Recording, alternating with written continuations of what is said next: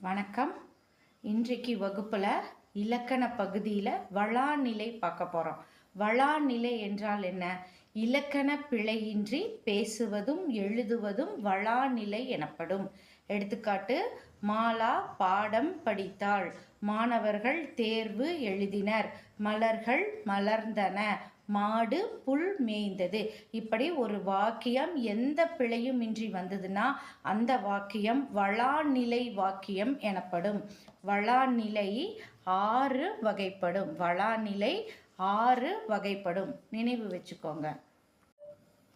வளாநிலை சொற்றொடரில் சொற்கள் தொடர்ந்து வரும்போது திணை, பால், எண், இடம், காலம், மரபு இந்த சொற்கள் எழுவாயாய் இருந்ததுன்னா மாறுபடாமல் முன்னிற்கும் சொல்லுக்கு ஏற்பாக பிழையின்றி பயனிலை வருவதை வளாநிலைன்னு நாம் சொல்கிறோம்.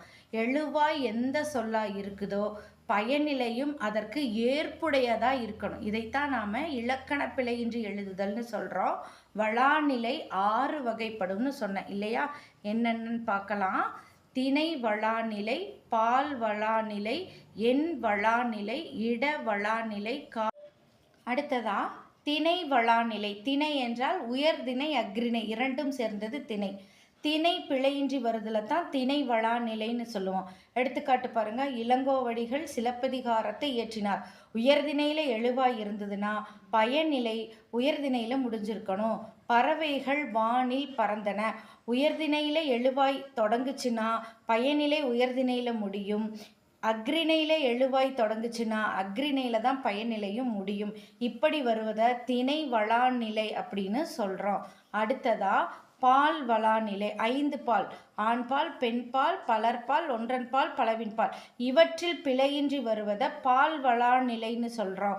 எடுத்துக்காட்டு பாருங்க. அகிலா பாடம் நடத்தினாள், கண்ணன் குழல் ஊதினான். அகிலா பெண்பால், நடத்தினால் பெண்பாலில் முடிச்சிருக்கிறோம்.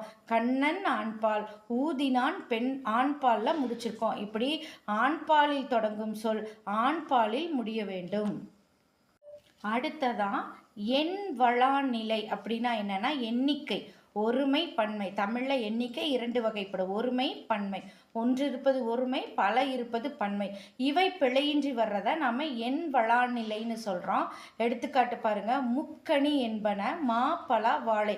முக்கணி என்பது 3 கனிகள். அப்போ இந்த இடத்துல 3 கனிகளுமே கொடுத்துருக்கணும். 2 கொடுத்துருந்தா இது வலு. சரியா?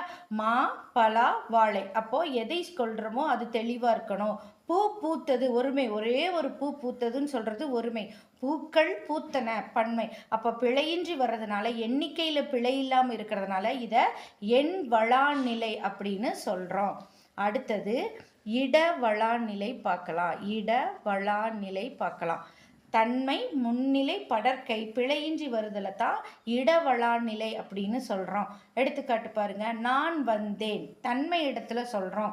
நீ வந்தாய் முன்னிலை இடத்துல சொல்கிறோம். அவன் வந்தான் படற்கை இடத்துல சொல்கிறோம். இந்த சொற்கள் பிழையின்றி வர்றதை தான் இடவளாநிலை அப்படின்னு சொல்கிறோம். அடுத்ததா கால வளாநிலை. இறப்பு, நிகழ்வு, எதிர்வு. இறந்த காலம், நிகழ்காலம், எதிர்காலம் இந்த 3 காலங்களையும் குறித்த வாக்கியம் பிழையின்றி வருதல தான் கால வளாநிலைன்னு சொல்கிறோம். எடுத்துக்காட்டு பாருங்க. நேற்று மழை பெய்தது. இது இறந்த காலத்து சொல். இனியன் நாளை வருவான் எதிர்காலத்து சொல். இன்று முதல் பள்ளிக்கு விடுமுறை நிகழ்காலத்து சொல். இப்படி வாக்கியங்கள் காலங்களிலிருந்து பிழையின்றி வந்ததுன்னா அதை கால வளாநிலைன்னு சொல்லுவோம். அடுத்தது மரபு வளாநிலை. அது என்னன்னு பார்க்கலாம். முன்னோர்கள் கூற்றை மாறுபாடு இன்றி வழங்குவதை தான் மரபு வளாநிலைன்னு சொல்கிறோம். எடுத்துக்காட்டு பாருங்க. கற்குவியல்னு சொல்லும். கல் கூட்டம்னு சொல்லக்கூடாது. கற்தொகுப்புன்னு சொல்லக்கூடாது. கற்கள் இருந்ததுன்னா அதை குவியல்னு சொல்கிறோம். மயில் அகவும்னு சொல்லணும். மயில் கத்தும், மயில் கூவும்னு சொல்லக்கூடாது. கூடை முடைந்தான்னு தான் சொல்லணும். கூடை பின்னினான் சொல்லக்கூடாது. இப்படி சில மரபு சொற்களை மாற்றாமல் நாம் வாக்கியத்தில் சொல்கிறது தான் மரபு வளாநிலை அப்படின்னு நாம் சொல்கிறோம். புரிந்ததா? இந்த வகுப்பில் வளாநிலை என்றால் என்ன, அதன் வகைகளை தெளிவாக பார்த்தோம். அடுத்த வகுப்பில் வலுநிலை என்றால் என்ன, அதன் வகைகள் என்னன்னு பார்ப்போம். நன்றி.